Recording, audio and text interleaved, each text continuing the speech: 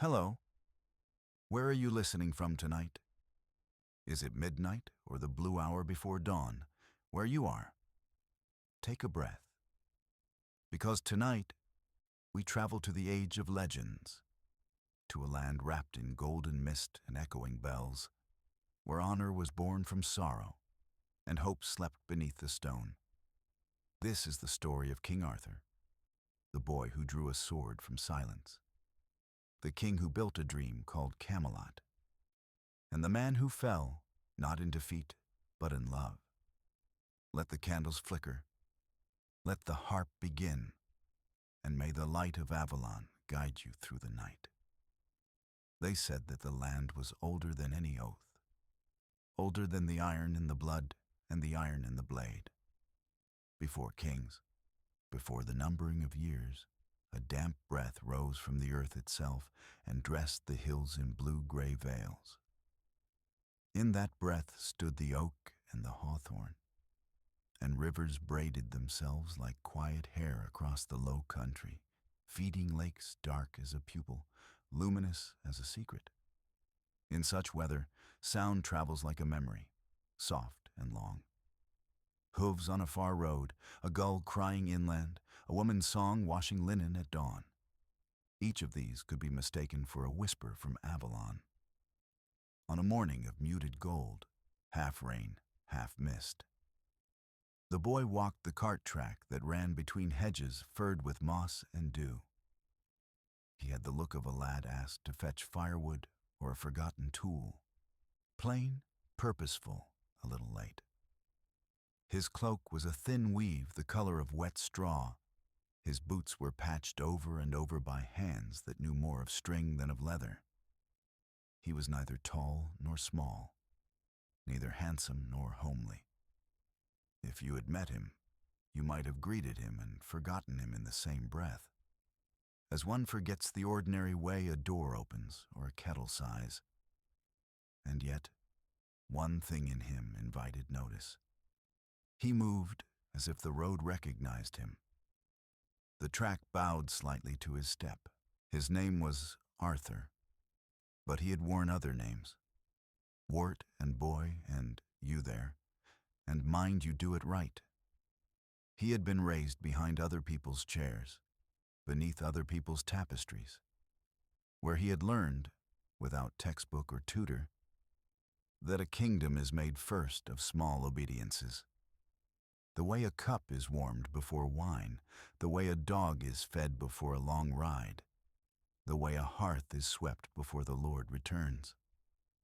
He had grown used to carrying things, to slipping through rooms like a kindly draught, to leaving behind the unobtrusive order of a servant's touch. If there was pride in him, it took the shape of seeing a thing mended and leaving it so. He had a guardian in those days, Sir Ector, and a companion somewhat older, somewhat sharper, Sir Kay, whose tongue was a whetstone, always in search of a dull edge. They were not cruel to the boy. Rather, they were busy, as men often are when the times grow thin, and the harvest is a rumor more than a guarantee. You could not eat the ache of a kingdom without a king. There is no bread in a broken oath. And still, the boy ran what errands he was given, and chose, when caught between two voices, the quieter one.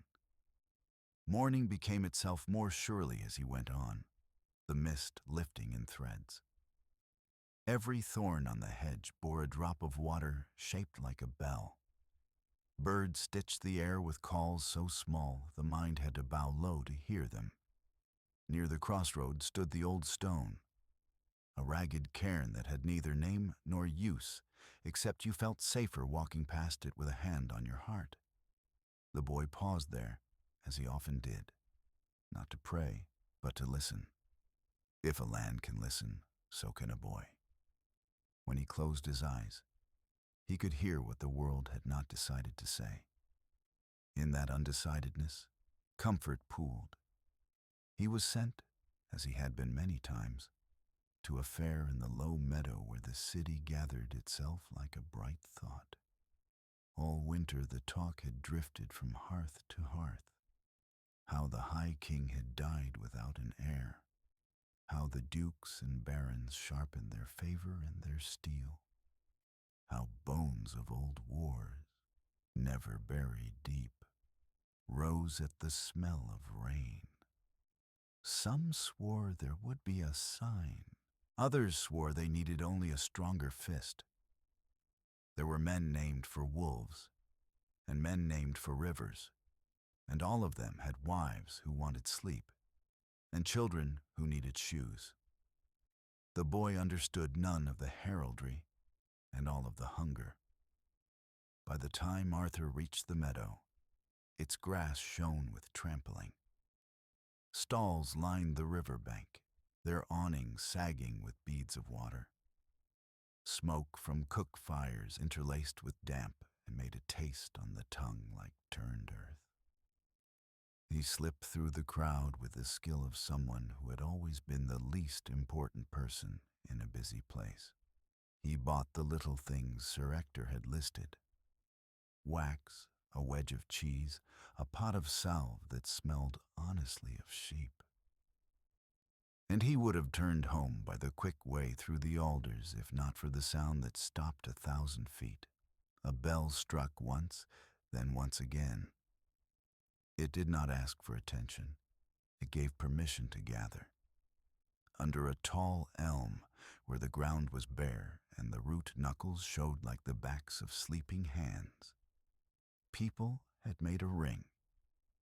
The boy came to its edge and stood on the balls of his feet, which raised him no higher than a woman's shoulder. Above the ring rose a shape as plain as bread and as impossible. A stone, rough-sided and white-gray, and from it a sword. The blade did not jut so much as grow, seamless in the way of a miracle. Its hilt was simple but for a line of tiny marks that might have been letters or might have been light, remembering where it had been. No one touched it then. The air around it felt like a kneeling. A man with a priest's cool face spoke in a voice that carried gently, like rain over linen. "By counsel of the wise and for the sake of the realm," he said, "let any man who would be king take hold and draw. The one who draws it shall be the rightful sovereign by God's leave and the people's need." He glanced at the sword with no greed or fear, as if it were a patient in his care. Men laughed the laughter that men laugh when they want to grow taller. Some spat into their palms. Some prayed under their breath to a saint or to an older name that did not live in the church. One by one they stepped into the ring to try. A big lord with hair the color of an autumn field laid both hands on the hilt and set his boots against the stone. He pulled until his neck mottled and his eyes watered. The sword did not tremble. A lean knight kissed a leather thong and looped it around the grip. His squire leaned backward, rope burning the skin across his palm with a clean smell. The thong snapped with a clever sound, and the sword remained, not stubborn, but serene. A strong man with arms like 2 loaves took the metal as if to ring it. The stone did not protest, and neither did the blade. No one mocked, not really. It is hard to jeer at a mountain. The people began to soften. They pressed closer with the church's patience, as if the waiting itself might become a sacrament. Beside the ring, as if he had always stood there and the morning had had no choice but to find him, there was a man in a dark cloak. The cloak was the color of the river, where it turns its back on the sun. He leaned on a staff cut from a branch with 7 little nubs, as if the hand that trimmed it could not stop counting. His beard was not long for pride, but for warmth, and his eyes were the color of old glass, the sort of green you only notice when it catches a lamp. He watched the crowd with a fondness that did not promise safety. Arthur saw the man because the man wanted to be seen. That is a kind of courtesy. They nodded at each other, and the boy, not knowing why, felt less alone. "You have the look of one who listens to the ground," the man said, as if they were resuming a conversation from yesterday. "I was sent for wax and salve," the boy answered. He had a careful way of speaking, like someone who had learned that words are tools and tools bite. "A high errand," the man said gravely. "Kingdoms turn on such things. Wax to seal a letter, salve to keep a soldier's hand from raging. And yet you have stood here a long while. When the quick way home runs through the older..." The boy glanced at the sword and then away, the way one glances at a window where a candle burns late. "I have nowhere to be. That cannot wait for this," he said. "Then you are where you ought to be," the man answered, and his mouth shaped a smile so thin it might have been a seam. "Do you know why the sword is here?" "Because the lords will not stop fighting," the boy said, and then flushed, for he had not meant to be so bold. "Because the lords will not stop fighting," the man echoed, as if repeating a charm. "And because peas grow poorly when watered with ambition. Because the land remembers how to sleep only when someone keeps the watch. Because there is a light under stone, and it asks to be let out." Arthur shifted the bundle in his arms. A sparrow hopped into the circle and out again with the impunity of the very small. "What is your name, sir?" he asked. "In some tales, Merlin," the man said, as if he were describing weather. "In some, no name at all. Names are nets, and I have never liked the way rope smells when wet." "Then I will say, sir," the boy replied, with a plainness that made the cloak twitch, the way a pond trembles when a fish approves. "Sir will do nicely." Throughout the day, they took their turns. Lords and thieves, and a boy still young enough to taste milk if he ate too fast. The sword did not offer itself. It was not a game, not a trick blade with a pin or a clever hinge. It was a law older than the priest's tidy Latin. By afternoon, the mood had changed, not to despair, which is too clean, but to a kind of household fatigue. Someone needed to fetch water. Someone needed to sit. The thought went around that perhaps the priest had been too quick with his bell. Sir Kay shouldered into the ring at last, flashing the smirk he saved for scullions and for women who flinched. He gripped the hilt with the dramatist's dignity and pulled. The sword did not move. He pulled again, harder, and then grunted with a heat that would have boiled milk. When he stepped back, he did so as if from a dance that had failed to convince a single witness. "It is stuck," he said, as though that were news. "It is waiting," the priest corrected gently. Sir Kay bristled and looked around for an easier thing to conquer. His eye found the boy. "Wart," he called, "where have you put the sword I laid out for the road?" "I told you, did I not tell you to see to the strap?" Arthur dipped his head. "You told me, and I did." "It must be at the inn with the saddlebags. It must be in your wits," Kay retorted. "Fetch it, then. If I miss my bout because you played shepherd to your thoughts." He left the end of the sentence lying about like a stick someone would trip over. Arthur went at once. He always did. The river ran dull and quick at his side, greasing its stones. The inn was a jostled hive, its kitchen full of the grammar of pans. There was no sword on the table, none in the corner by the boots, none in the straw-sweet loft. He searched unwillingly, and then with a loyal panic. Kay's temper was a short torch. It fell, smoking, wherever he walked. When he returned to the meadow, the ring had thinned, and a light wind had found the ropes of the awnings and made them sing a low, harpish sound. The priest was gone, perhaps to drink, perhaps to kneel. The stone waited in the elm's shade, untroubled by the day's human heat. Merlin, or the man who thought of himself sometimes by that name, stood where he had stood, as if the intervening hour were a pause in a song rather than a true gap. He turned his head slightly, the way a deer hears a friend. Sir Kay's sword is not where he said it would be, Arthur told him.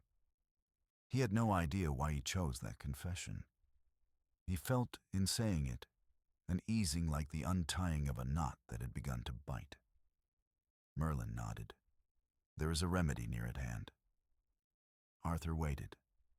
Waiting is easier when someone names it. Merlin tipped his staff toward the stone. It is a common thing to borrow a tool and return it. Sir Kay will not scold if you bring him a sword. Any sword will answer the manners of the moment. The boy looked at the blade in the stone and then at his own palms, which were not rocky or magical, but only the sound hands of a servant who had carried too much and had learned to do it quietly. I cannot touch that, he said, not in fear, but in a quiet that honored the circle which people's feet had made. Why not? Merlin asked in the tone of anyone who has just found the lock that fits their key. Because it is for someone else, Arthur said. Someone who has a certain look about the shoulders and a way of speaking that makes a room remember what it was built for. Someone whose name would fit in a book before the ink is dry. And you have no book, Merlin murmured. I have lists, the boy said, then laughed at himself, of errands. Merlin's eyes held a depth that did not belong to old men or young, but to water that has watched fish for 1,000 years. Fetch it for him, he said softly. For whom? For the one you serve first. I serve Sir Kay, Arthur said dutifully. The man did not shake his head. He did not need to. The breeze sang in the ropes again, low and even. Arthur went nearer the ring. No one minded him. They rarely did. A few women, packing vegetables into cloth, watched him the way one watches a quiet fire, without fear, with a readiness to warm hands. The stone did not glow. It did not tremble or speak. It did not ask a riddle. Arthur set down his bundle on the grass and smoothed the bend where the cloth had wrinkled. It pleased him to leave neatness behind, small and sure as a footprint. He stepped into the circle and found that his heartbeat fell into the measure of the light. The elm's leaves above him were neither green nor gold, but the color of both at once, as if the world had poured two thoughts into one cup. The hilt of the sword was without gem or brag. Along its guard were little marks which, if you half closed your eyes, read like a blessing that had not yet decided which language to choose. He felt, absurdly, that if he spoke to it, it would not be offended. But he had nothing to say that mattered. And so he said nothing and kept faith with silence. The first time he put his hand out, he drew it back without touching. He looked around, at the empty space where the priest had stood, at the long, tired shadow of the rope, at the women's baskets, at the place where he himself had been a witness to other men's trying. No one called for him to stop. The stone everywhere met the air with a clean seam. He thought of Sir Ector's hands, big and cracked, teaching a boy's fingers how to bind a bundle so that it would not cut the shoulder. He thought of Kay's frown. which had begun as a boy's squint toward a horizon and had become, with practice, a habit. He thought of winter nights, small and precise, when the only courage required was the courage to get up and feed the fire. If this was a game, he would not play it. If it was a duty, he would do it without noise. He laid his palm on the leather. It was not cold and not warm. It felt like a familiar tool, like an old broom handle, like the worn haft of a kitchen knife whose edge had been loved back to purpose again and again. He closed his hand, not with force, but with the care you show a living thing you plan to lift. "Ask it, and do not ask it," said a voice so far away that it might have been inside his bones. It was not Merlin's voice, and not his own. It was the land's voice, spoken in a language that had no nouns for property. He did not know how to obey such a command, so he did nothing cleverly. He breathed. From the day's beginning, Arthur had carried many things: a list, a wedge of cheese, the knowledge that there are men who mistake noise for strength. Now he carried a possibility. He felt it lengthwise in his arm, as if the bones had grown transparent and he could see light moving through them in slow fish shapes. He did not pull, he invited. The sword answered like a door that has been well kept. There was no groan, no wrench. There was a sound one almost never hears in battle, a small, content sound, like a lamp's sigh when the wick takes flame. The weight in his hand shifted from belonging to the earth to belonging to him, not as a prize belongs to a victor, but as a word belongs to a mouth that was born to say it. He stopped, not because the sword resisted him, but because something in him wished to honor the moment between sleeping and waking. The small hinge where people are themselves, and the world is itself, and both consent to meet. The blade had lifted no more than a finger's width, enough to admit a seam of air so clean he could have drunk it. The metal did not shine. It glowed in the low way of things that have nothing to prove. In its surface, the elm's leaves repeated themselves, and then blurred as if the sword remembered other trees. Older, older. Behind him, someone's basket rasped the ground. Merlin's staff made the sound of wood, remembering the forest.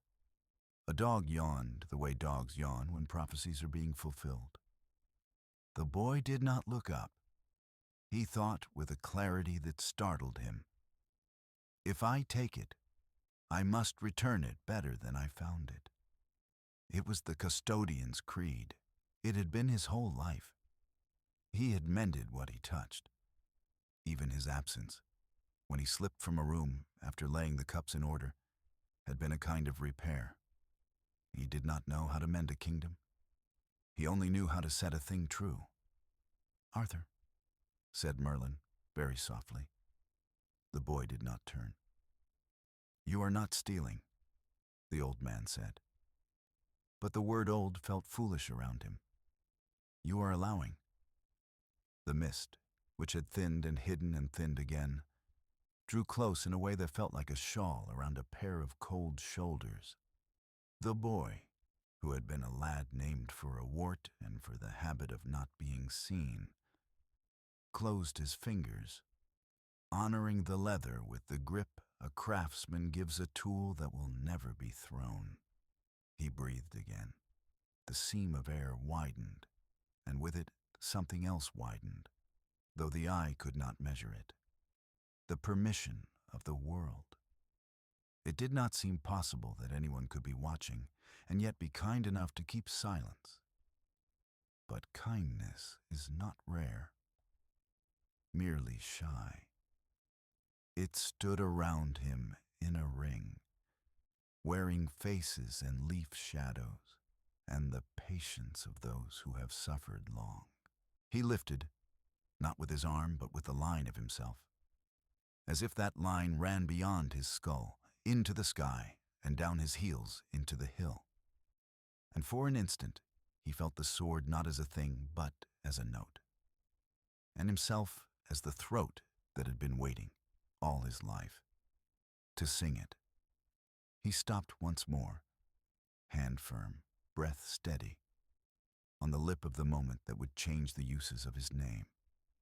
And there, hand on the hilt, the blade a narrow moon caught in daylight, the light beneath the stone answering the light within the boy. The story paused, not for uncertainty, but for reverence. As a harp pauses before the finger completes its arc, as a prayer lingers at the edge of the word, Amen. The sound that followed was not metal on stone. It was older, smaller, and truer, like frost melting in the first sun, like the sigh of a door opened after a long exile.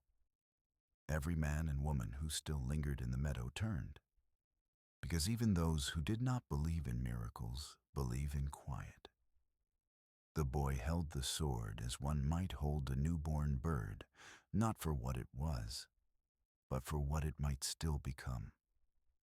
The blade seemed almost weightless now, balanced between the pull of earth and the breath of sky.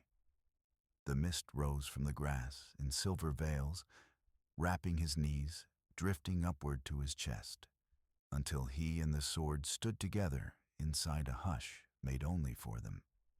Merlin did not move. He watched with the patience of an old tree that has seen fires come and go. When Arthur turned, at last, their eyes met. The man's expression was not triumph. It was relief, the way the sea must feel when it finally touches the shore it has dreamt of for centuries. "You have done it," Merlin said softly. Arthur blinked, as if the words belonged to someone else. "I only meant to borrow it for Sir Kay," he whispered. "And so you shall," Merlin answered.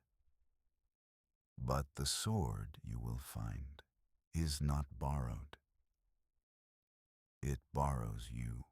The boy glanced at the shining edge, then quickly sheathed it into the air, half hoping the stone might take it back. But the stone was only stone now. Beautiful, empty, at peace. The crowd had gathered close again, drawn as moths are drawn to a flame that promises warmth and mystery. None dared to speak. The wind did that for them. It ran through the meadow in long sighs, ruffling cloaks, bending grass, and singing softly through the reeds by the river bank. Then came Sir Kay, red-faced and impatient, breaking the circle of silence like a stick snapping in still water. "Wart!" he barked. "Where in the name of St. George did you find that sword?" Arthur held it up, his voice low, uncertain. "In the stone, sir." Laughter fluttered through the crowd, nervous, fragile. No one quite knew whether to scorn or kneel. Sir Kay reached for it, meaning to take it. But when his fingers brushed the hilt, something unseen stopped him. He frowned, pulled harder. Nothing. The blade would not sit in his hand. It stayed with the boy as if the air itself had grown hands to guard it. "It's trickery," Kay muttered, turning toward the faces that stared. A peasant's jest, magician's toy. But the priest had returned, his cassock dark with rain, his voice steady as a psalm. "Not trickery," he said. "Fulfillment." He knelt. The gesture was small, but it made the air shift, as though every breath in the field bent with him. Merlin spoke then, not loudly, but in a tone that carried to the furthest ear. "The prophecy said that he who draws the sword from the stone shall be king of all Britain. You have all seen." The boy did not seize it. He was chosen by it. A ripple of murmurs answered him. Disbelief, wonder, fear, the sound of people realizing that the world they woke in would not be the same by nightfall. Arthur stepped back, clutching the sword close. No, he said, I am no king. I am no one. Merlin's gaze softened. Every king begins as no one.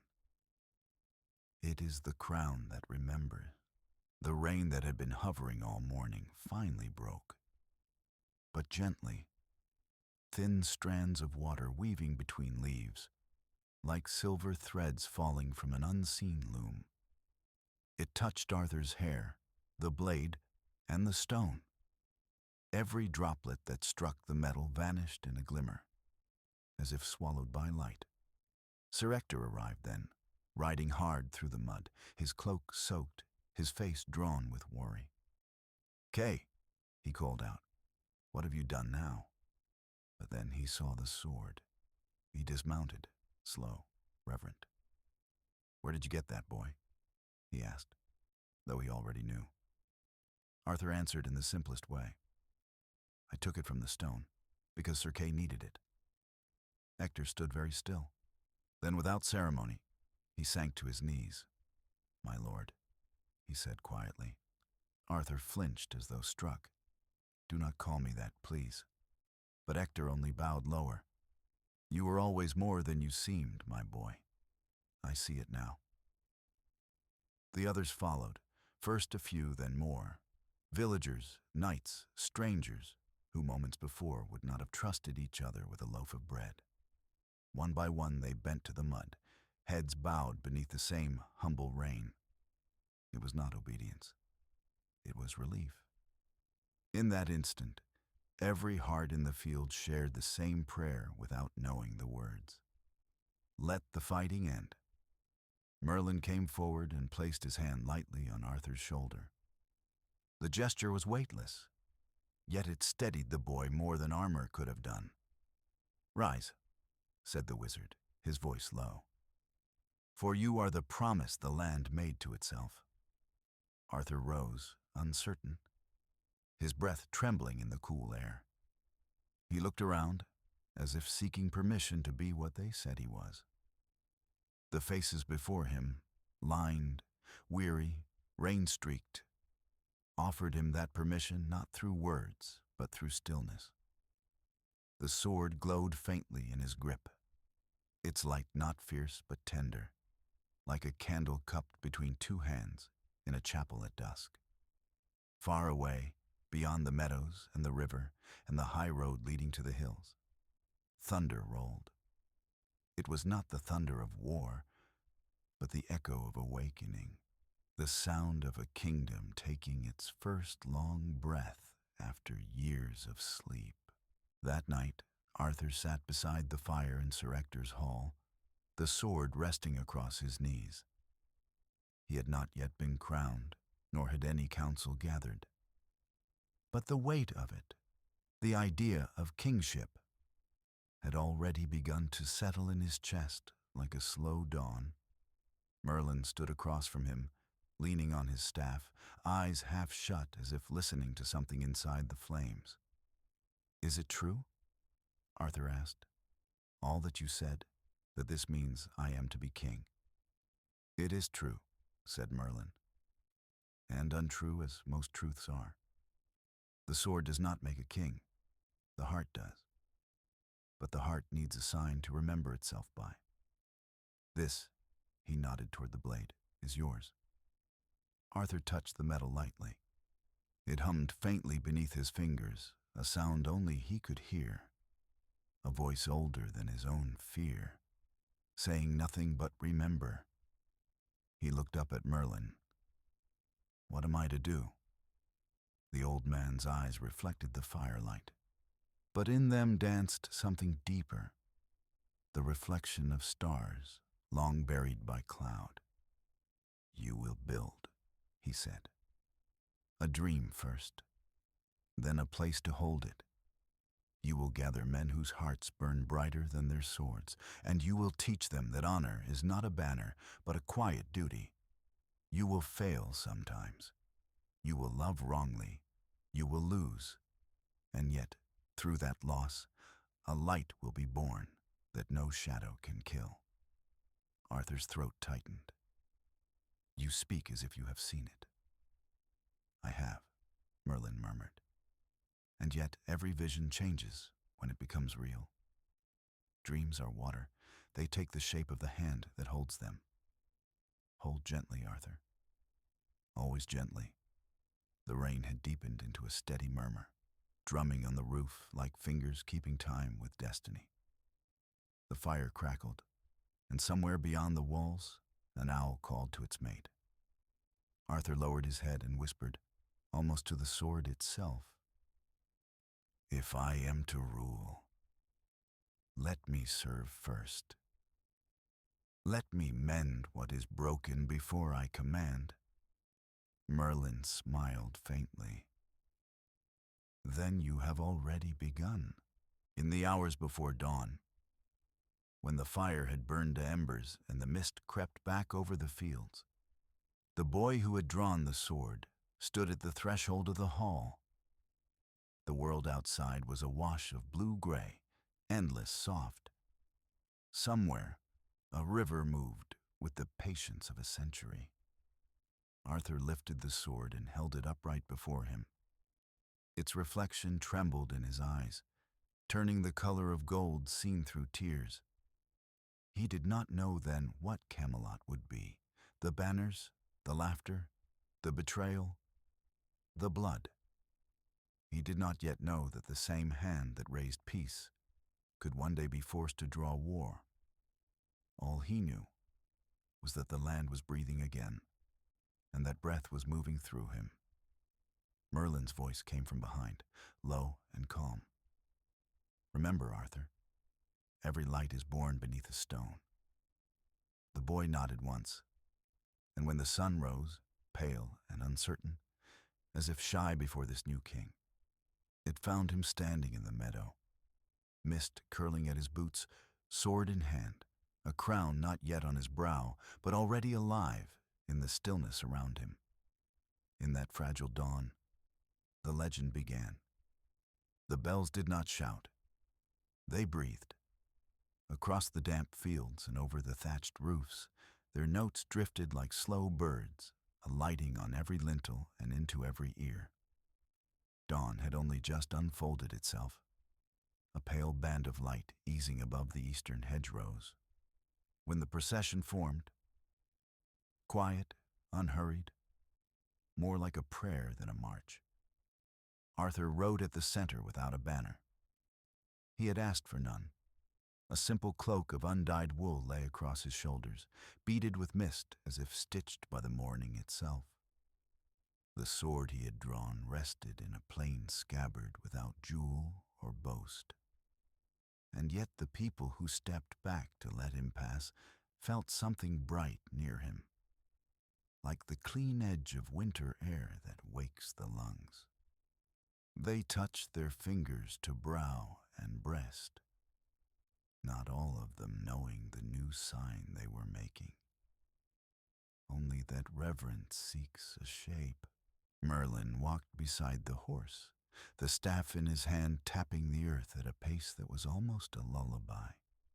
He watched the boy's posture, the angle of his head, the way his gaze took the world in and held it carefully, as a host would hold a guest's name. He said little.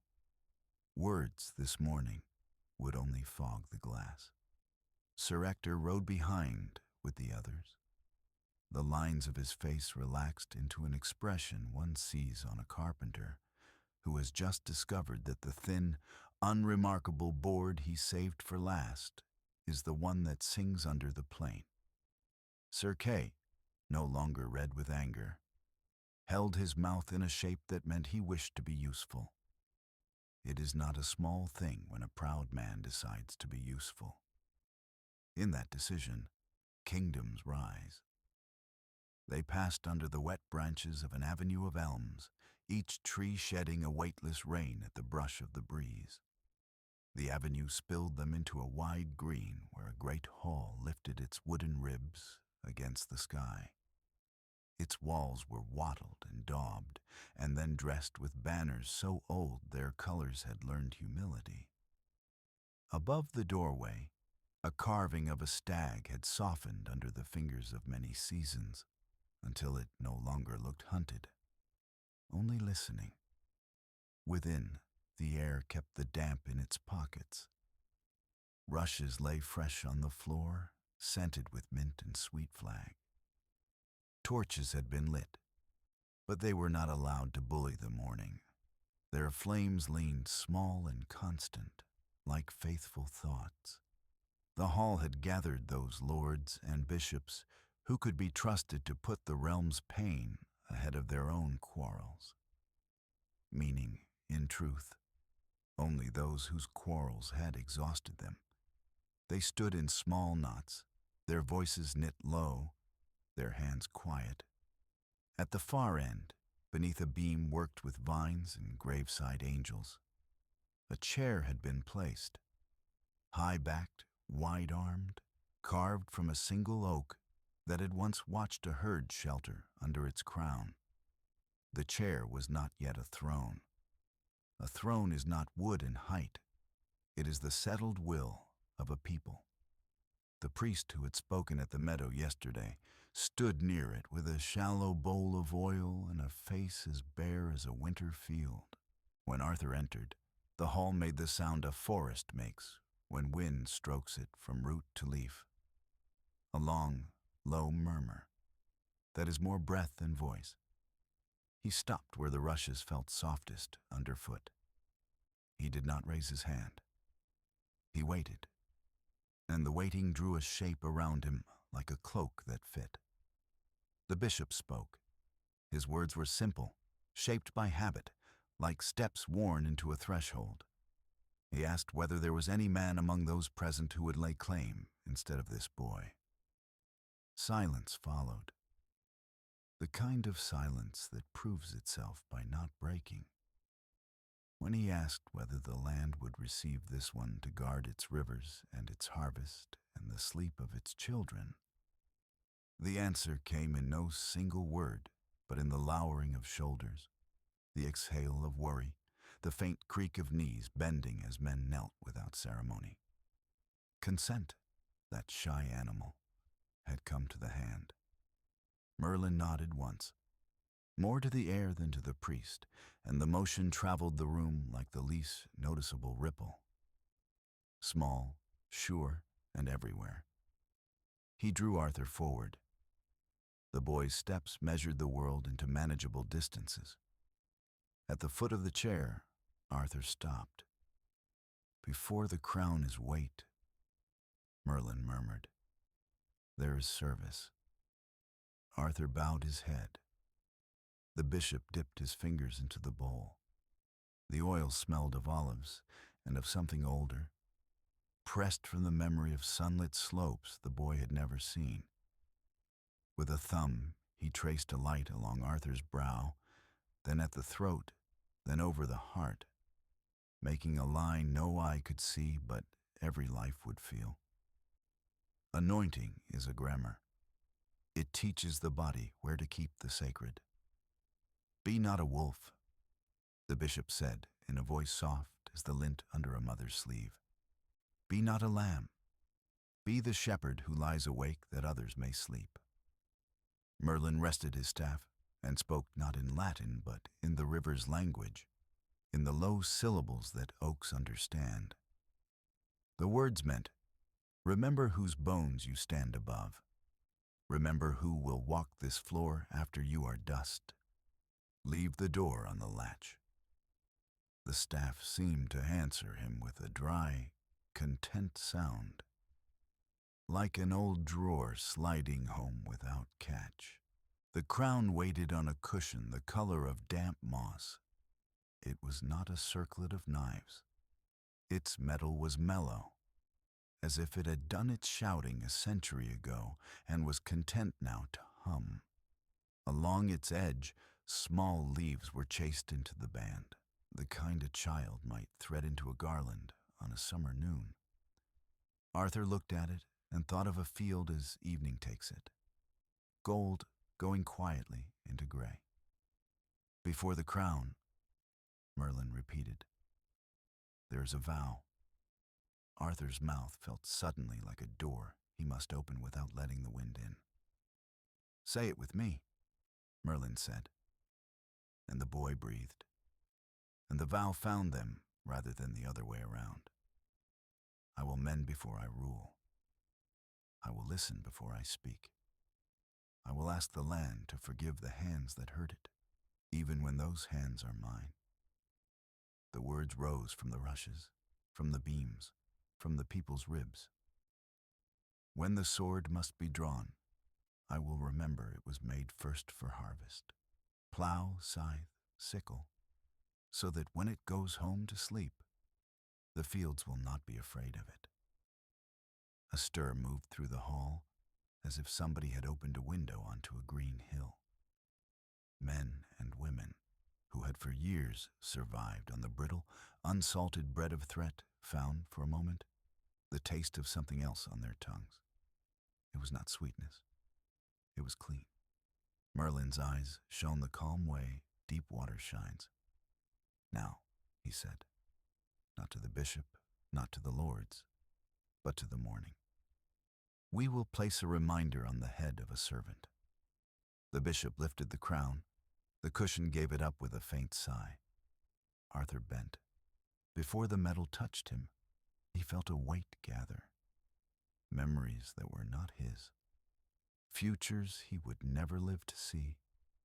The breath of unknown children asleep in houses not yet built. He closed his eyes so that nothing would fall out of them. Outside, rain pattered on the thatch with a rhythm that looms know. Somewhere in the rafters, an unseen bird shifted, soft as a page turned by a patient reader. The incense, if such a thing had been used, would have been the smell of wet wool, of mint underfoot, of oiled wood. The hall waited, and the waiting felt like kindness holding its breath. "Before we crown," Merlin said with a sudden turn in his tone that made even the banners listen, "let the king choose his first act." A murmur, surprise, a hint of fear, shook the rushes. This was not the order of things. But prophecy seldom respects furniture. Arthur looked up, startled. "I am not yet." "You are already what you will answer for," Merlin said, but gently. "Choose." The boy turned. The faces that met him were not the faces of a mob. They were tired faces with weather on them, eyes ringed with the color of long watchfulness. In their gaze, he found not hunger for spectacle, but an ache that had learned endurance. He knew that ache. He had warmed his hands over it many winters. "I cannot heal what I do not see," Arthur said at last. "Bring me grievances as bread is brought, daily and without fear. And before any lord pleads his case, let the poor and the voiceless be heard first. If I am to wear this, let it rest on the weight of justice, not on the tilt of favor." There was no cheer. Something quieter happened. Men straightened a little. Women let a measure of breath out of their lungs. The bishop's shoulders dropped the smallest inch. Like a man who has set down a pail he did not admit was heavy. The hall's timber settled with the sound that old houses make when they decide to keep you. Merlin touched the staff to the floor. "So ordered," he said, and the words seemed to write themselves into the grain of the boards. A door at the side opened, as if to answer. Two men entered with a third between them, thin, in a torn cloak, hair clotted with the honest earth of ditches. Not a criminal's swagger, a laborer's slope. He looked half ashamed to be seen, half relieved to have arrived, like one who has carried a secret too far. "This one was caught gleaning in a lord's field," said a steward, neutral as a scale. "The Lord claims the grain was not leavings, but standing crop. The law would take a hand." Arthur glanced at Merlin, but the old man's face had turned into riverbank and sky. Neither counsel nor refusal, only room. The boy stepped down from the dais, where the chair waited, and walked until he stood within arm's length of the thin man. "What is your name?" he asked. "Evan," said the man, voice rough with cold and shame. "My wife felt a fever. The child stirs and kicks and takes all my bread. I thought the corners had been left. I was wrong if I was wrong. I will take the law if the law is fair." Arthur looked at the steward. "Is the field within sight of the manor?" "It is," said the man. "Then the Lord's eyes are strong," Arthur said. "A strong eye can afford to be generous. The law that keeps men from stealing must not starve their children. Return what is taken from this one's hand, and give him a day's wage for the grief of this hall.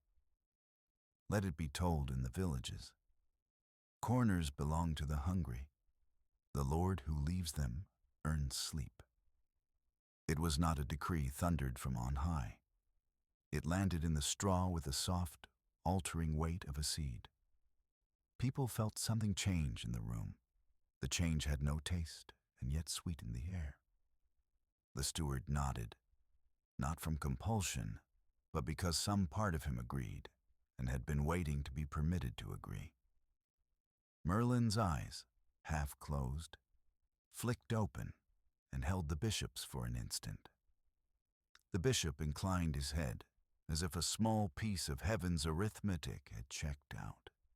Sir Ector, watching, pressed a thumb along a crack in the arm of his chair and found the wood unaccountably smooth, as if a splinter that had troubled him for years had been sanded away by the voice of a boy. "Now," Merlin said, "the crown." Arthur returned to the dais, not higher in himself than when he had left it. He bent, hands open at his sides like a man surrendering to sleep. The bishop lifted the moss-dark band and lowered it carefully, as one lowers a lamp into a calm river. The metal hovered an inch above the boy's hair, still, waiting. A gust of wind found the seams of the hall and slipped in, tasting the oil on Arthur's brow, running its fingers along the carved vine, murmuring to the rushes. It lingered in the sword's scabbard, as if reading a book it loved in a language it half remembered. Even the torches leaned toward the moment with their little tongues. And there the scene held, crown suspended, breath suspended, a nation balanced between what it had been and what it was about to try to be. The light was blue-gray through the shutters, the banners were green as the underforest, and at the edge of the metal a muted gold trembled, the color of a promise about to choose a body. The crown had settled on his brow like dawn upon the horizon, quiet, certain, and impossibly gentle. Its weight was not of gold, but of memory. Every life that had suffered under chaos, every promise whispered into the dark by a mother over her sleeping child. Beneath that weight, the boy did not shrink. He merely breathed, and the land seemed to breathe with him. For a long while, no one spoke. The torches along the walls crackled softly, their flames bending toward him like attentive listeners. Then, as if drawn by something beyond command, every man and woman in the hall bent the knee. Not for conquest, not for fear, but because somewhere deep within their ribs, they recognized what had just awakened. A light that had slept too long beneath the stone. Arthur lowered his head and closed his eyes. For an instant, he was not a king, but a boy again. The same boy who had carried messages between rooms, who had mended broken harness buckles by firelight, who had known how to be invisible so that others could be seen. He could still smell the smoke of Ector's hearth, the leather of Kay's gloves, the grass of the field where the sword had waited. Those memories came to rest beside the crown, and the two learned to share the same space. Merlin watched him quietly. There was something unreadable in his gaze.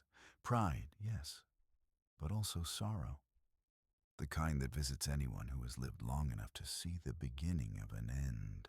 They will never stop loving. "Do you hear it?" he asked softly. Arthur opened his eyes. "Hear what?" "The sound beneath the silence," said Merlin.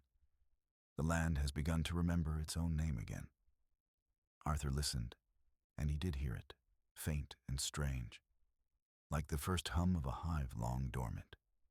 It was not song, not word, but something older, the pulse of soil and stone and heart, bound together by promise. Outside the hall the rain had stilled, and 1,000 people waited in the square. Their breath steamed in the cold air, a soft cloud rising and falling in unison. They were farmers and masons, weavers and blacksmiths, widows and soldiers, faces lined by labor and years. Yet tonight, their eyes shone as though lit from within. When the doors opened and the boy king stepped out, they did not cheer. Cheering was for battles won and feasts begun. This moment was too sacred for noise. The silence that met him was holy, the sound of a wound that, for the first time in memory, had begun to close. He looked out over them, uncertain what to say. His heart beat not in his chest, but in theirs. Then, quietly, almost to himself, he whispered, "My strength is yours, as yours is mine. Let us guard one another."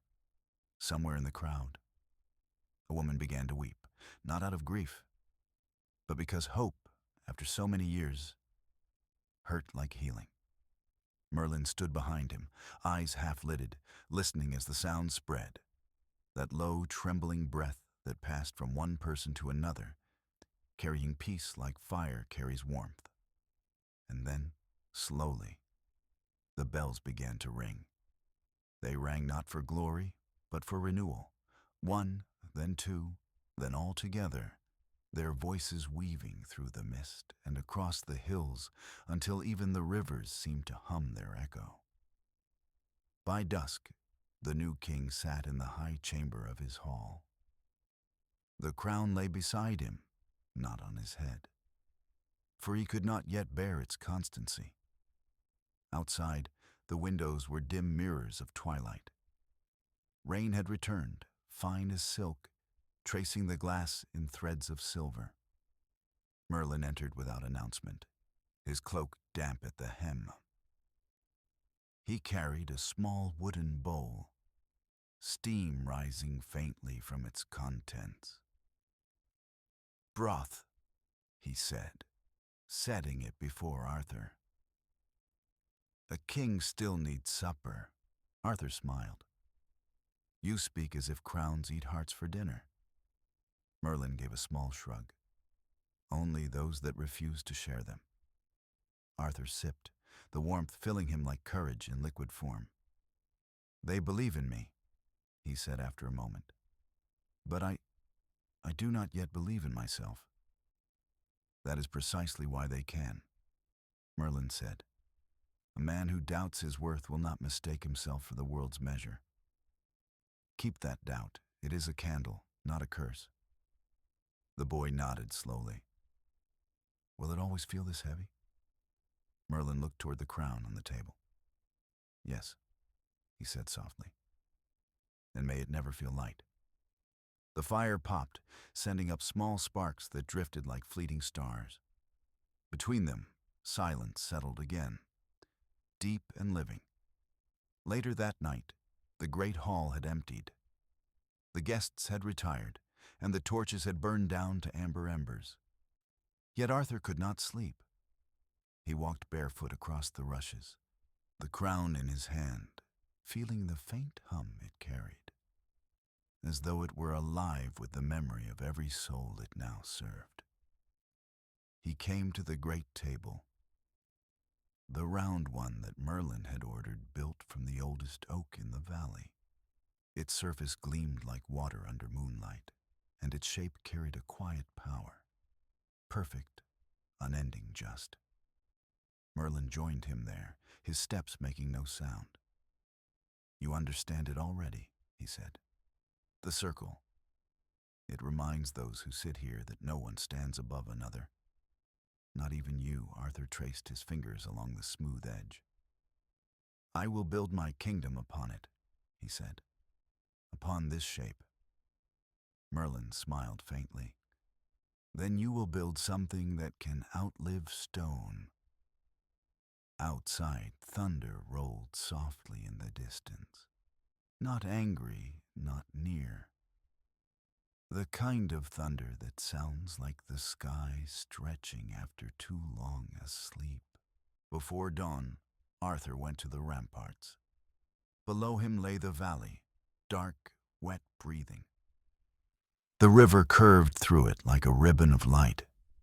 In the east, the horizon had begun to pale. Mist rose in slow spirals from the fields, cloaking the land in blue-gray sighs. He drew the sword and held it before him. It caught the first trace of light, and for a heartbeat, the blade seemed to glow from within, as though it remembered its birth. He whispered to it, "You and I are bound now. If I forget mercy, remind me. If I forget humility, weigh me down until I kneel again." The sword made no sound, but the air shifted, a small gust, gentle and warm, brushing his hair from his brow. Behind him, Merlin's voice came softly. "Even kings must pray, Arthur." "I am praying," Arthur said without turning. "Not to be great, but to be good." Merlin's staff touched the stone beside him. "Then the gods are already listening." The old wizard's cloak whispered away into the corridor, leaving Arthur alone beneath the brightening sky. As the first sun lifted, its light washed across the land like a benediction. The dew caught fire, each drop a trembling star. From somewhere beyond the hills came the faint lowing of cattle, the far strike of a hammer on iron, the heartbeat of a waking kingdom. Arthur stood there for a long time, the wind in his cloak, the sword in his hand, the crown pressed to his heart. He did not yet know that one day this same light would fade from Camelot, that betrayal would find its way into his court, that love and duty would collide in the echoing halls he had yet to build. But that morning, none of that mattered. There was only this: a young man, a blade, a promise, and a land reborn beneath the soundless hymn of its own forgiveness. And somewhere, beyond sight, across the misted waters of Avalon, the Lady of the Lake smiled. They began with timber and hunger. Before anyone called it Camelot, it was only a wind-shaped rise above a river bend, a shoulder of earth where sheep had once cropped the grass down to its sweet rattle. The hill faced east and drank the first light. It faced west and kept the last. The soil was dark and good, and when men put their hands into it, their fingers came up rich and honest. Above the slope, a scattering of hawthorns held their candles of blossom. Below, the water turned to slow circles where trout rose to kiss what fell from heaven. Arthur stood on the crown of the hill and listened to the rawness of beginnings, the thuds of mallets, the rasp of saws, the bright, quick music of chisels. It smelled of sap and damp wool, of iron heated just shy of red, of bread baked in rush ovens the women tended at the edge of the camp. This would be a hall, he had said, and then a city, and then a way of life that moved like a star across a troubled sea. But stars are forged in furnaces. For now, There were carts and oxen, and men who rubbed their wrists after the day's first hour and smiled anyway. Merlin walked beside him with his staff tapping a private beat into the ground, a lullaby for foundations. Every place has a name, it whispers to itself, he murmured. Listen, and do not impose one too early. Let the hill tell you what it is. Arthur closed his eyes. Wind slid through the grass with a sound like pages turning. He could taste the river in the air, a blue-gray coolness, and the hawthorn's honeyed breath. Somewhere far off, a hammer struck an anvil. Metal remembering mountain. In that weave of small fidelities, a syllable gathered, round and quiet, the way dew gathers along a rail. He did not speak it yet. He held it in the mouth of his heart to warm. They marked the great hall with cord and stakes. Hector's thick hands set the first pegs. Kay drove them with the clean economy of a proud man who had decided to be useful. The posts went up in a slow prayer.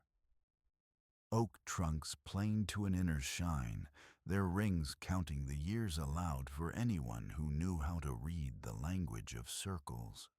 When the carpenters raised the ridge beam, the whole hill seemed to shrug into a better posture. Not too grand, Arthur said again and again, turning the thought in his palms like an apple. Let it be wide, not high, welcoming, not splendid. We will save splendor for harvests and winter feasts. In the dewing days, we need a roof that takes smoke well and keeps the rain where it belongs. Merlin approved without a smile, which was his way of saying this will last. He traced a pattern with the ferrule of his staff in the packed earth at the entrance. A simple plighting of lines that meant, in the language of oaks and rivers, you may come, you may also go. Neither shall wound you. Women came with baskets of rushes and herbs to sweeten the floor. Mint, meadowsweet, and a little crushed juniper for courage. Children napped in the shade of cartwheels and woke to the percussive laughter of artisans arguing amicably about angles. A boy, his hair the color of straw at evening, kept the brazier fed with careful handfuls, learning the craft of even heat. The first dogs learned where they were not allowed to lie. The first cats learned that where dogs were not allowed to lie was where cats would prefer to lie. The river helped. Barges poled by men with lungs like bellows brought stone quarried from an old cliff that remembered the sea. The blocks were rough faces at first, sullen, salt-scarred. But the masons spoke to them with mallets and chisels until the stones softened into rightness and consented to sit together without envy. Each time a corner met a corner cleanly, someone sighed aloud the way people do when a word they could not find finally arrives. Word spread long before any herald was sent. From hamlets combed thin by war, from valleys where the ash still tasted of last spring's raiding, they came. Men with scars hidden and unhidden. Women whose hands had learned to be both bread and blade. Boys whose shoulders were just beginning to discover their width. And girls with eyes like clear water at noon. They came not because the work was easy, but because the work made sense. A wall has a meaning you can lean your back against. On the third morning, in mist that lit everything from within, a cart with 3 wheels, one mended with willow, one with iron, one with stubborn hope, rattled up the slope. From it climbed a man with a carpenter's resignation in his posture and a bright, inconvenient gladness in his eyes. He set down a wrapped shape and stood back with the hesitance of someone placing a child in a stranger's arms. For the king, he said when Arthur approached, throat working. Or for the house he means us to build. The wrapping came away like fog lifting off the river. Beneath lay a table, round, its surface soft with beeswax and faithful hands. Not grand, no carvings of saints or harpies, no brass banding to shout at the light. But the grain shone with such patient clarity that the wood seemed to breathe. Around its edge, letters had been cut shallowly, not with a noble motto, but with the simplest of promises. We will listen. Arthur put his palm to it. The table kept his hand the way a quiet stream keeps a fallen leaf, gently, with room. Who made this? He asked without lifting his eyes from the grain, which flowed like the memory of wind through barley. I did, said the man, flushing as if he had been accused of happiness. My father taught me to work on the round. He said squares are for accounts and circles are for forgiveness. In the old days, we used such tables at weddings and at truce-making. I thought. He stopped, as people do when they feel they have walked onto holy ground in muddy boots. You thought rightly, Arthur said. He did not thank the man the way lords thank, with a coin and a dismissal. He set the table on its legs himself, while the carpenter steadied one side, and together they found the floor's level and the table's temperament. Only then did Arthur look up. Stay, he said. Eat with us. If ever this hall has a heart worth its name, you have helped it to beat. Merlin, who had watched quietly, leaned on his staff to whisper to the air, Let this circle be the measure by which we judge ourselves. Let no voice lean too heavy. Let no silence go uninvited. By afternoon, the table had drawn chairs as a hearth draws people. No two were alike. One had a carved back where ivy had once tried to write its own story into the wood and failed beautifully. Another had 3 sound legs and one honest wobble that a folded scrap of rawhide cured. An old soldier, broad in the shoulder and gentle in the wrist, sanded the edges of a chair until no splinter could reach a tired palm. As the hall grew, so did the outer bones of a town. Tents became lean-tos. Lean-tos learned doors. Doors learned to open outward first. A smithy coughed smoke into the morning. A baker's hut taught the air to be kind again. Someone planted beans along the lower ditch in a checker that pleased the eye. Someone else strung a line with damp linen that remembered ocean wind. Every evening, songs stitched the camp together. Old ballads repaired with new verses, worked chants that made haste more patient, lullabies that taught even the unmothered how to rest. Arthur walked among them not like a hawk, but like weather. He came and went, and the temperature changed slightly after him, a little warmer, a little clearer. He asked names and then remembered them in order, each tucked in a patient drawer. When someone spoke to him of a broken axle or a rotten plank, he did not reply with plans. He replied with hands. The first wheel he helped true earned him no cheer, only a look exchanged between 2 men who had not expected to be governed and now discovered the rare luxury of being helped. At the end of the first week, a young knight rode in with the noon light at his back and green mud up to his stirrups. He had the kind of face that keeps the company of storms, angular, spare, made to be honest by the wind. He dismounted and knelt in the grass without flourish. I have come to serve, he said, if service here is the shape of honor. His name, when he gave it, fit the mouth as if coins had worn it smooth. Lancelot. He did not wear jewels. He wore the knowledge that he could hold a promise steady in his hands without dropping its shine. Arthur raised him with no pomp and less talk. He saw in the young man the rare combination of speed and stillness, the kind of steadiness that can carry a sleeping child through a burning house without waking them. He set Lancelot to work, not in the lists, but by the river bank, where men with fewer stories to their names hauled rope and cursed in minor keys.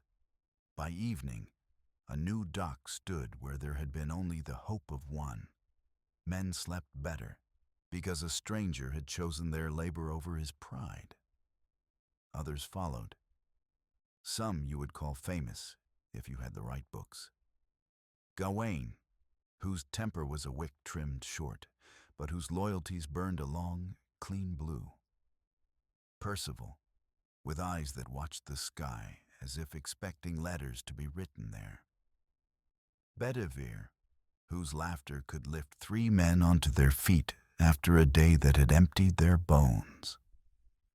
And a dozen more who never earned songs but earned harvests and children, and the kind of death that comes like a chair offered at the right time. Between the hammer strokes and the prayers set into sleeves, Arthur began to hold court. Not the perfumed kind, but the kind that happens at the edge of a workday, when hands are too tired to pretend and truth sits down without armor. He asked for grievances, and they came like small birds, unconvinced at first that the hand offered held seeds and not snares. A woman with flour on her forearms told of a steward who measured taxes by his fear instead of by the law. Arthur listened and ordered the steward to stand before the table, not above it. "Explain your numbers in the presence of bread," he said, and the numbers altered themselves under the table's quiet gaze. Another day, a boy who had stolen nails, 2 hands' worth of shining theft, stood shaking before him. "I was building a door," he confessed, which broke the hall into soft laughter. "Then return the nails with your door finished," Arthur said, "and bring the hinges to me. We will count your debt in blisters." Merlin never told him what to say. Sometimes he wasn't there at all, gone downriver to have a conversation with herons or to argue with a ewe that had become vain. When he did appear, he let his eyes do the praising and his questions do the binding. "When you pass judgment," he told Arthur once as they walked the outer ditch toward evening, "let the law taste of the river and the field. If the river would forgive it and the field would feed after it, the judgment is likely sound." Knights found them at the round table, tired and clean. The hall glowed with a low, living light, fire laid to last, candles cupped in clay, a little harp passing from hand to hand like a bowl of soup. The color of the scene was always the same and always new. Muted gold along the beams, blue-gray pooled in the corners where the smoke learned to think. Forest green breathing at the doors where pine boughs dried and whispered of rain. They spoke of hinges and harvests, of patrols and paths, of wolves that had learned the easier courage of sheepfolds. And beneath all of it, they spoke of the shape they wanted their lives to take. "Round," the table whispered. "Round and therefore fair." One evening, when the Siver's voice grew loud with recent rain, a stranger climbed the slope, carrying nothing but a wrapped bundle and a refusal to be welcomed quickly. He was neither old nor young, neither merchant nor monk. His eyes were the color of water over slate. He stood at the threshold as if unsure whether thresholds were made for entering or for the beauty of being left intact.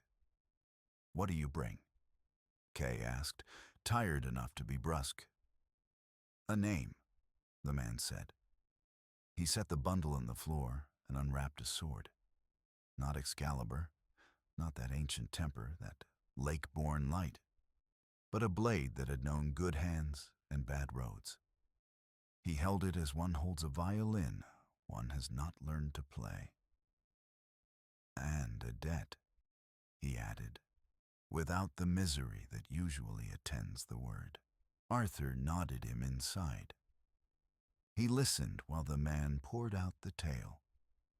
A feud that had wasted two families to their root hairs, a child saved by a lie, a life paid for by a wound that would not heal because no one had the courage to name it.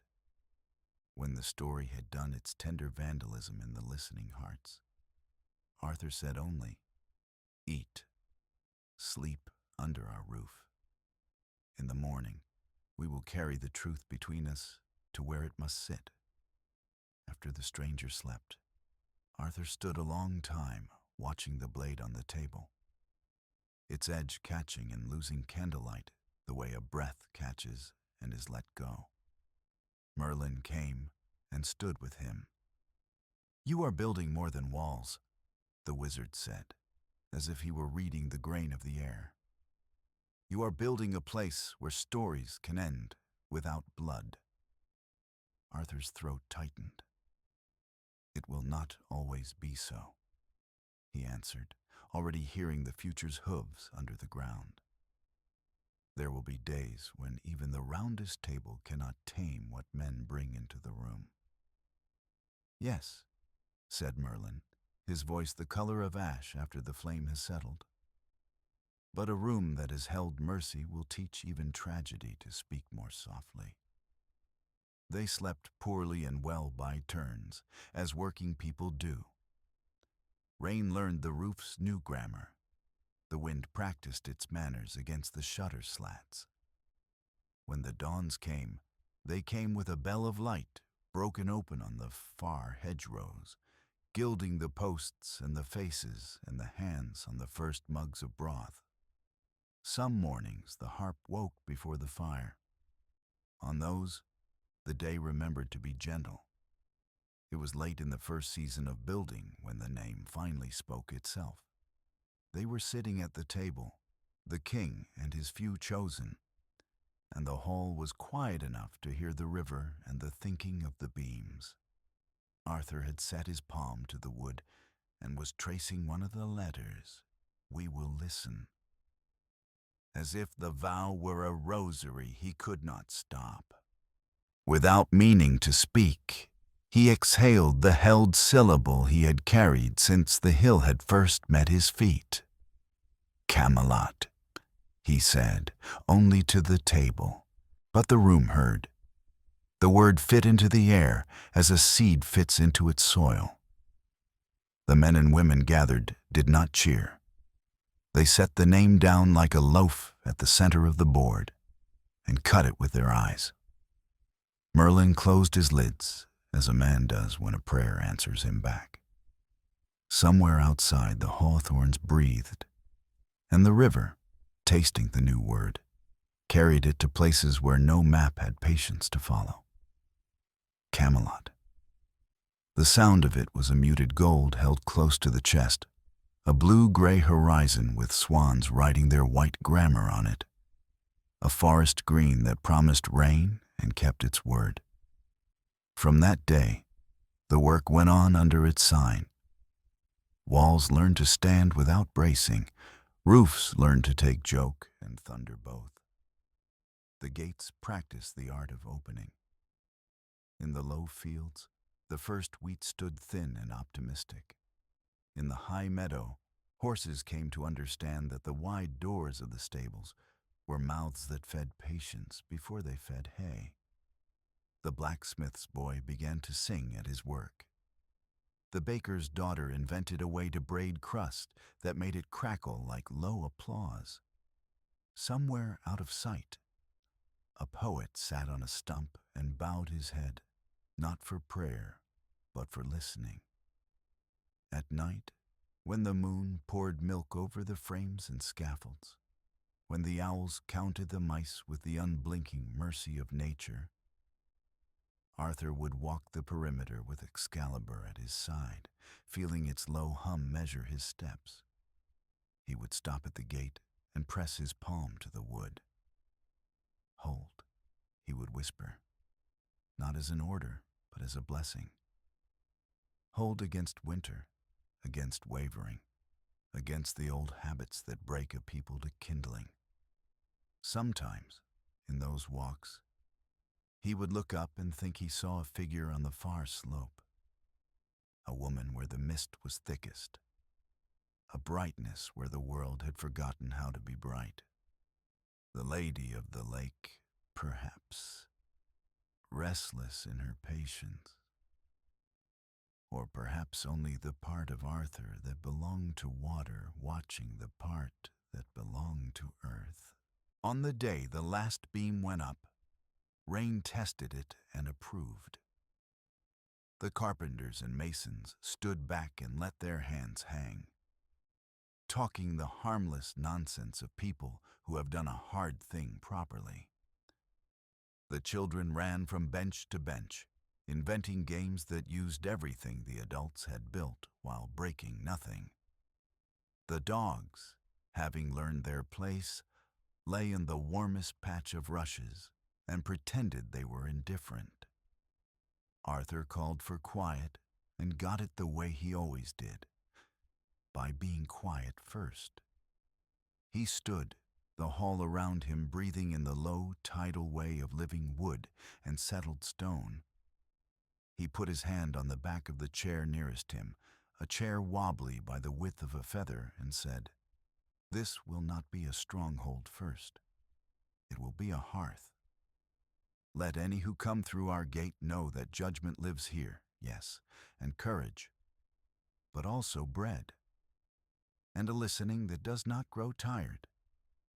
If ever we become only a place of banners, tear the banners down and bring in more benches." Merlin's staff found the floor, 1, 2, 3, like a blessing given in a code of threes that only the hill understood. Lancelot, standing near the door, bowed his head not to a king, but to a promise that suited his bones. Gawain smiled the dangerous, necessary smile of a man who would offer the first blow to himself if it meant the rest could be spared. Percival's eyes lifted toward the rafters, and beyond them, to the unbuilt tasks singing their far-off gold. Night settled, as it always does, with the authority of a mother tucking in a child who did not know they were tired. The harp went around the circle.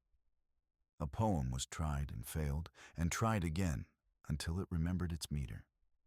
Someone told a story so funny and so true that grief, listening at the threshold, as grief always does, forgot itself and blushed. And in that light, the light that lives in oak and in oil and in faces that have earned it, Camelot took its first deep breath and held it. When night fell, it came not as darkness, but as a slow flowering of blue. The lamps were lit one by one, their wicks trembling in the new stillness. Smoke rose in thin ribbons and braided itself into the rafters, where it lingered like the memory of a dream that refused to fade. Outside, the crickets began their endless sermon, patient and full of rhythm, while the river whispered beneath the stars. Within the new hall, the round table gleamed with candlelight. Its waxed surface reflected 100 tiny suns, and in that mirrored glow sat the first of the knights of Camelot. Not yet a brotherhood of legend, only weary men who smelled of pine resin and honest sweat. Their hands were nicked, their cloaks patched, their hearts uncertain. But something in the air held them still, a reverence born not of command, but of shared exhaustion, made holy. Arthur sat among them, not above them. He wore no crown, only a simple tunic, its sleeves rolled to the elbows. His hair was still damp from rain, his eyes quiet as lake water. To his left sat Lancelot, whose presence was both strength and restraint, his fingers tracing the rim of a cup as if it were the edge of a blade. To his right Gawain leaned forward, chin in hand, his laughter a low ember ready to flare. Merlin moved in the shadows at the far end of the hall, leaning on his staff as one might lean upon a thought. The torches cast his outline against the stone, a tall, slender figure made of night and knowing. His eyes were fixed not upon the men, but upon the table itself, as though he could already see the years that would grow around it. The glory, the betrayal, the slow, sad fading of the dream. He closed his eyes, and perhaps, only perhaps, he smiled. Arthur raised his hand, and the murmur of the hall subsided into a hush. His voice, when it came, was low and steady, like the first note of a harp at dusk. "My friends," he said, "this table is more than timber. It is a promise that no man who sits here will tower over another, that no voice will be silenced by pride. Around this circle we will learn the courage that is quiet, the strength that does not wound. We will ride when the weak cry out, and we will rest only when mercy permits it. Each of us shall be a mirror for the other, and if one falters, the rest will stand closer until his shadow becomes our own." He paused, letting the words settle into the wood. Somewhere in the rafters, a drop of wax fell and hissed on a candle's rim. "This hall," he continued, "shall not be the heart of war, but of peace. And if war must come, then let it come from duty, not from desire." There was silence, the kind that listens. Lancelot bowed his head first, then Gawain, then Bedivere, and one by one, the rest followed. The sound of knees meeting the rushes was soft, like a prayer brushing the floor. Merlin stepped forward then, his voice low but carrying to every ear. "This is how kingdoms are born," he said, "not with banners or drums, but with vows whispered in lamplight." He moved around the circle, touching each man's shoulder with the end of his staff. The wood glowed faintly where it passed, not fire but remembrance, as if the staff itself kept record of every heart it had measured. When he came to Arthur, he stopped. "And what of the king?" he asked softly. "What vow does the dream owe to the dreamer?" Arthur looked up. His face was young still, but in his gaze burned something ageless, the steady flame of one who would rather be broken than false. "I will rule as I have been taught by those who had no throne," he said. "I will defend what is gentle, even when it costs me strength. I will love my people more than victory, and if ever the sword grows heavier than the soul, I will lay it down." Merlin bowed his head. "Then the land is safe, for now." When the vows were done, they drank together, not wine, but a pale mead brewed by the women of the lower valley, sweetened with wild honey and cooled in river stones. It tasted of effort and patience, of something gathered, not taken. The laughter began to rise again, softly at first, like the timid return of spring birds after a storm. Gawain told a story, half boast, half prayer, and when he reached its ending, even Merlin allowed himself a quiet chuckle. A harp was brought out. Its strings glimmered in the firelight like captured rain. A woman played, one of the healers who had come with the builders, her fingers moving with such tenderness that the air itself seemed to weep. The melody wound through the hall like smoke, touching every man's face with gentleness, washing the weariness from their eyes. Arthur leaned back and let the sound carry him. He saw in it the fields yet to be plowed, the children yet to be born, the mornings that would come when peace would smell of bread and pine smoke instead of blood. He closed his eyes and saw Camelot as it would one day be.